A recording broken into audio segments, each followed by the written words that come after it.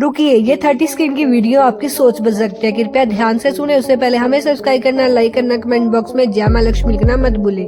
आज है 23 जनवरी 2026। आज का दिन खामोशी से बड़ा संकेत दे रहा है। मेष सिंह धनु आसाज दिखाएंगे और जीत पक्की करेंगे।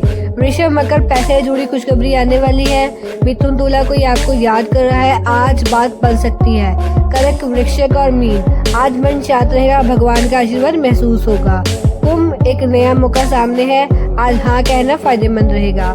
आज का चमत्कारी मंत्र 3 बार बोले, ओम मेरे सरस्वती आय नमः। कमेंट में अपनी राशि लिखे। वीडियो पसंद आए तो लाइक और फॉलो जरूर करें। संकेत वही समझते हैं जिनका समय आ चुका है। जय मां लक्ष्मी।